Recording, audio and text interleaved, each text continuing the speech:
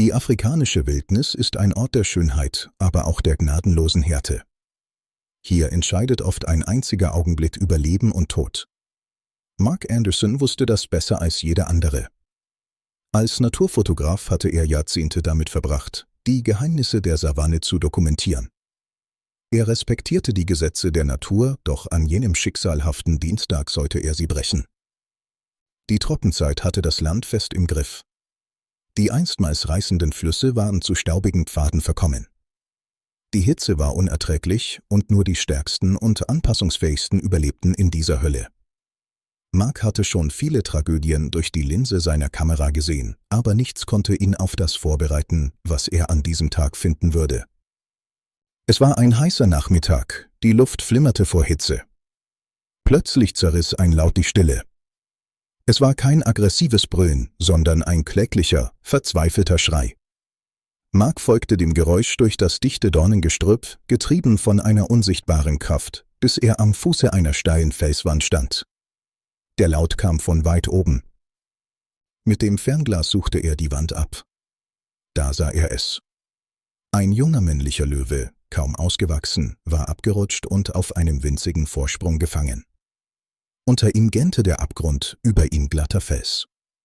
Das Tier war am Ende seiner Kräfte, die Flanken eingefallen, die Augen voller Panik. Er musste schon seit Tagen dort feststecken. Die Vernunft sagte Mark, er solle gehen. Ein verletzter Löwe ist unberechenbar und tödlich. Doch Mark konnte nicht einfach wegsehen. Er holte seine Kletterausrüstung aus dem Jeep.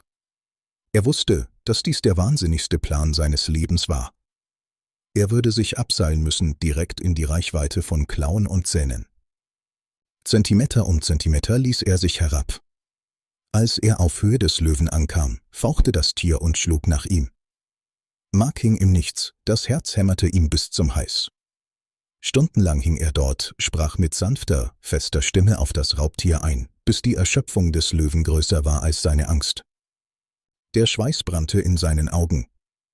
Seine Hände waren blutig von dem rauen Seil. Jeder Muskel in seinem Körper schrie vor Schmerz. Er rutschte ab, Steine polterten in die Tiefe. Für eine Sekunde dachte er, es sei vorbei. Doch er fing sich wieder. Er dürfte jetzt nicht aufgeben. Schließlich gelang das Unmögliche, er konnte eine Schlinge um den Brustkorb des Löwen legen.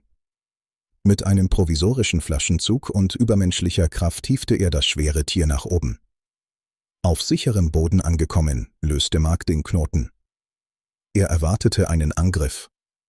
Er war bereit zu sterben. Doch der Löwe griff nicht an. Er stand wackelig auf, schüttelte seine Mähne und drehte sich zu Mark um. In seinen bernsteinfarbenen Augen lag kein Hass, sondern ein tiefes, fast menschliches Verstehen. Ein langer, stiller Blickwechsel, der eine Brücke zwischen zwei Welten schlug. Dann verschwand der König der Tiere im hohen Gras. Jahre zogen ins Land. Mark wurde älter, seine Haare grauer. Eines Tages führte ihn eine Expedition zurück in genau jenes Tal. Doch diesmal war das Glück nicht auf seiner Seite. Sein Fahrzeug blieb liegen, weit abseits der Wege. Die Sonne sank und die Schatten wurden länger. Und dann kamen sie. Ein Rudel von 5 Staatenlöwen tauchte aus dem Dunkel auf.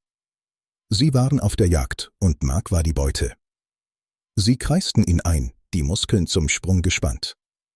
Mark schloss die Augen, bereitete sich auf das Ende vor. Er spürte den heißen Atem des ersten Löwen, der zum Sprung ansetzte.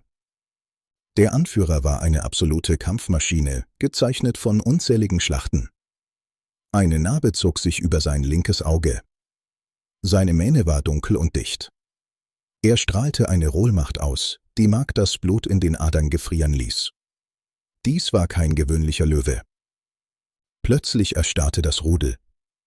Ein gewaltiges Brüllen ließ den Boden erzittern. Der Anführer stürmte heran und warf sich auf Mark. Nicht mit Zähnen, sondern mit einer wuchtigen Umarmung. Es war sein Löwe. Er hatte ihn erkannt. Er leckte Marks Gesicht, während die anderen Löwen verwirrt zusahen.